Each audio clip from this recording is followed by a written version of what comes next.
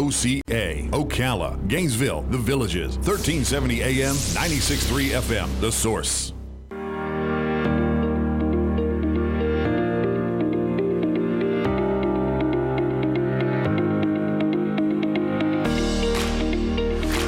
Thank you very much. Right now, our legislators in Tallahassee are trying to figure out how to make schools safer for the kids, how to deal with the emotional and mental issues that the children, the students might be facing.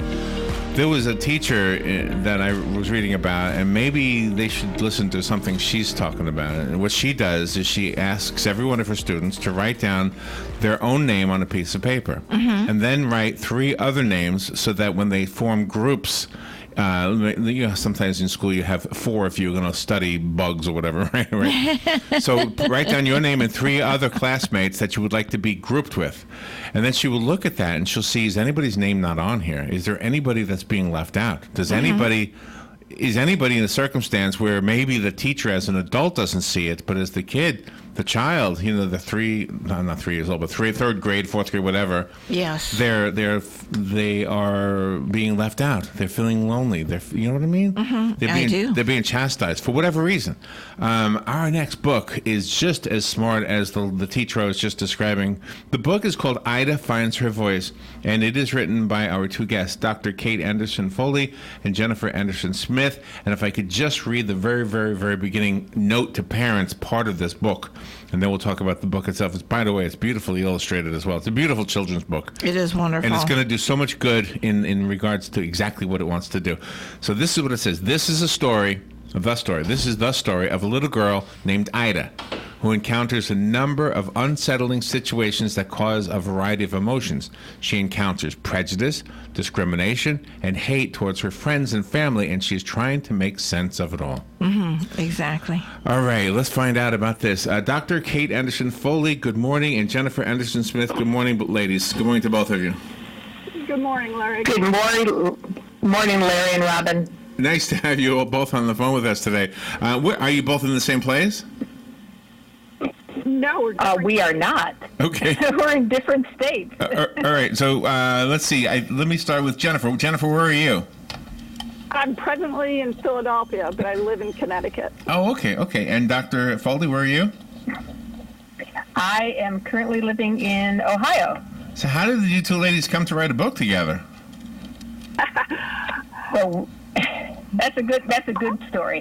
So we are cousins, actually. Oh, okay. And and we are kindred spirits in a lot of things. And as this conversation kept coming up, we said, let's write a book together.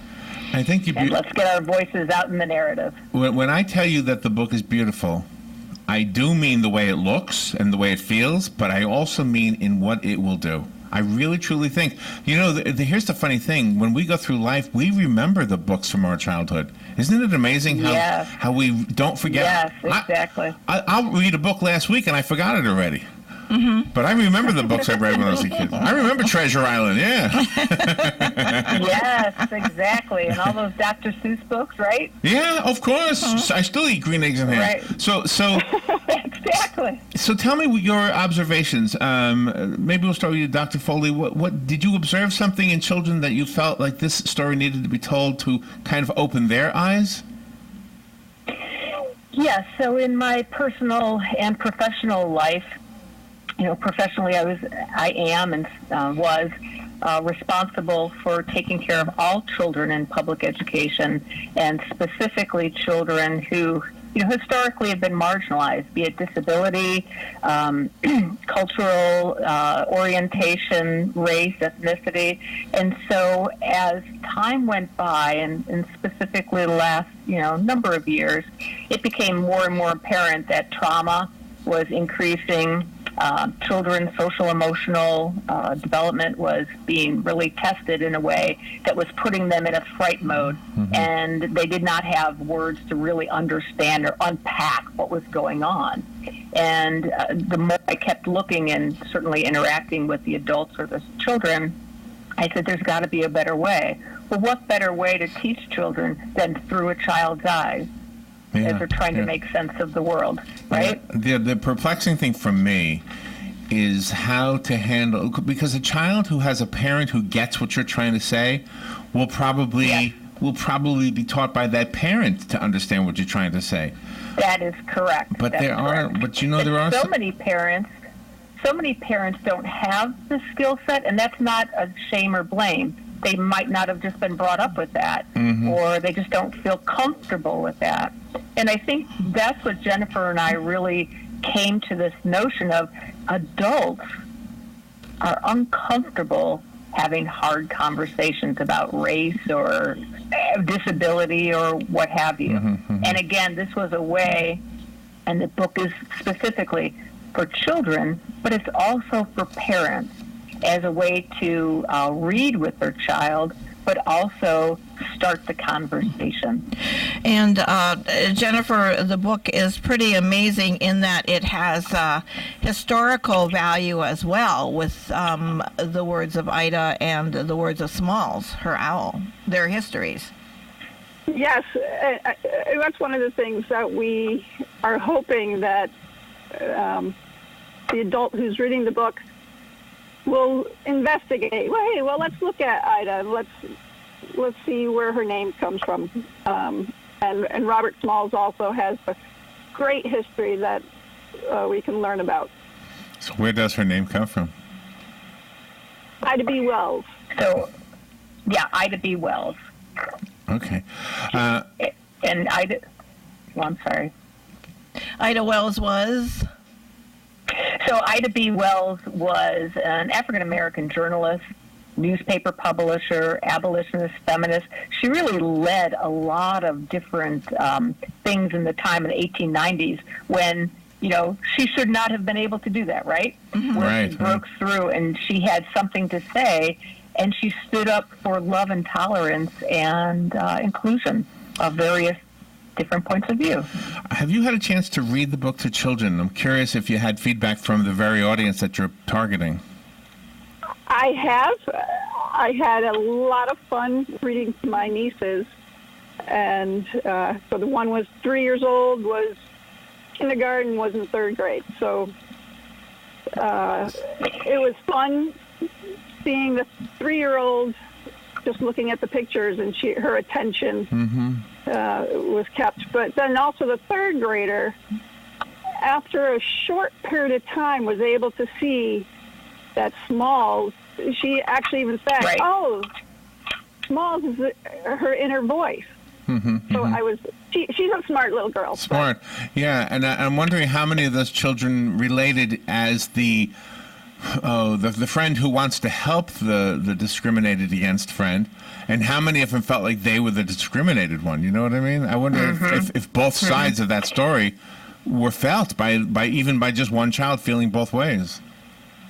Well, that's what I'm hoping. But, I'd like to. Go ahead. People who can step up and say something. They can say, "Ouch." That's hurt, either physically or emotionally. And then also people who are being bullied. They can also help others, let them know that they're not alone. The reader gets to fall in love with Ida because Ida herself goes on a journey, and she meets different people every day that are being hurt or discriminated against, and you not only show that discrimination in your words, but you also come up with Ida's words of wisdom for the solution. And I think these are the resiliency skills that, Larry, you talked about from the other teacher. Those are some of the skills that we're trying to teach as well. If we want to have whole, healthy children, we need to unpack these difficult conversations, give them the words and the perspective to say, looking at somebody from a different point of view or through the eyes of somebody else can really change your feelings about things. I did have the opportunity to read to a couple of children, and both of us are trying to get into some of the libraries. But it was instantly, kids saw themselves in this book. And I think that's the power of this book. You're not being taught a lesson from the adult, but you're actually being drawn in because Ida's now your friend. Yeah, and you have really been as inclusive as you possibly could be as far as representing the different types of people that are often targeted for discrimination or for being left out of something. Just opening up to, I think this might be the last picture in the book, I'm not sure, but it's a group shot standing outside the Capitol building. Yeah.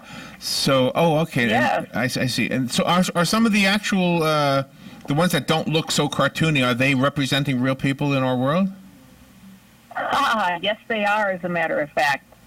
That's wonderful that you noticed. So these are some real people that we have come in contact with or gotten to know, or a couple of our family members. And this was a way, again, for them to say the exact same things that this book has been trying to say. So we decided to include their messages within this as well. So is the real Ida in this picture here somewhere? Ida is, well, she's from our imagination. She's our child. She's Jennifer is my child. how we envisioned Ida to be. Okay. It was very important that Ida was as inclusive as possible in the way that she looked as well. Mm-hmm. And Dawn Griffin is the illustrator and the artist for your book, and I think that she really captured your words most wonderfully. Thank you. I want to give a shout out to her. Yep, go ahead, Jennifer. DawnGriffinStudios.com. She's wonderful. Yep. So I think the three of you, I think the three ladies are also in this picture. I'm trying to figure it out. It's kind of a side I idea. don't think we're in this book. No. other than our biographies in the back, but yeah. We have within our own public school system here, we do have buses that accommodate children in wheelchairs or braces, which is a really, really marvelous thing. And that is one of the focal points that Ida came into contact with. People were making fun of a young person wearing braces. Right. Yeah, I think so. Again, goes back to, for sure, my professional responsibilities was to protect children with disability, and it's amazing how people, if they're uncomfortable with somebody in a wheelchair or braces or an invisible disability, they're almost afraid to talk to that person. When in fact, you ask a person with a disability or a child with a disability, what do they want? I want to have someone look me in the eye and have a conversation with me. I want to have a friend. I want to be able to run on the playground or wheel on the playground. What do they want? They want the exact same thing as any other child, right? What I've often thought is a great thing, if you can get this to happen, is to allow a child's natural talent to somehow be honed enough to impress the other kids, because we all want to be cool. You even want to be cool when you're 65 like us. You want people to say, "Yeah, that was cool. You can make a rabbit come out of a hat. That's pretty good." So exactly. But when you get to know somebody, then that natural talent is able to shine. Yeah, absolutely. Yeah, I can think of an example but if you're whispering, saying, if a child says, "Hey, Mom, look at so and so. Why is that person in a wheelchair?" And sometimes the adult says, "Shh, like don't say that too out loud." We say, "That's a natural part of life. Let's talk about it." Like to me and Jennifer, those are the moments that are the most powerful. So a child will come away with, "Oh, well, that's how that person gets around. Mm-hmm. I have 2 legs, but this person uses 2 wheels. Okay." Mm-hmm. And then let's get to know the person. And that's really an obvious one. That changes the dynamic, right, of what is imprinted in your brain. I happened to stumble upon a video yesterday of was his name Maury Povich? Is that his name? Mm-hmm. Maury Povich? And he was talking about a 3-year-old boy that was so obese. It was just unusual to see such an obese 3-year-old. Mm-hmm. And then they were talking to him like 16 years later when he was 19, and how he had progressed. He stayed obese all of his life.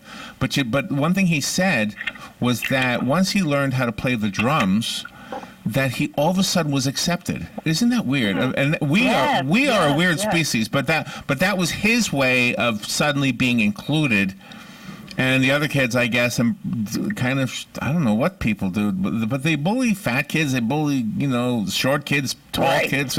We are a weird species when we're little, aren't we? Yeah, well, that's true. We tend to bully other, anything that's not like our own. We tend to tease. I think the reason I am so in love with this book is real simple. It's because I think this is what I wish the whole world would understand. That your religious differences, your color differences, your size differences, your sex differences, your sexual preference differences, which I don't know if that comes up in that age group, but still it comes up in life. It does. And all of those things shouldn't matter as much as just be, respecting one another. And I think that's what the book's bottom line is. Just respect each other. Larry, you hit the nail on the head. This is exactly what we wanted to achieve from this book. And again, starting the conversations. We can, we want to for sure have children to be activists and stand up for what's right and wrong. Right. But we also really want kids to be kind and gentle. And we want to have a more loving world. That's how we want to leave this, right? Were either of you ladies bullied in your younger years while you were growing up, or maybe even today somebody is a bully toward you? I think as an adult, go ahead, Jennifer. As an adult, I've been bullied, but I don't recall being bullied as a child. As an adult? Oh, you got it flipped over on you. So as a kid, you spared that. Oh, my gosh. Well, you need me to come around there? I can help. Well, my family is biracial, so we have had some experiences. Oh, my gosh. That's part of life. I can get over. Where are you? Pennsylvania, you said? Where? Yeah, you can get there. You can help me out. He's coming. And I was seen differently as a child because of my home situation, which was unstable at the time. And I internalized it, so it manifested in I wasn't achieving in school. I was quiet.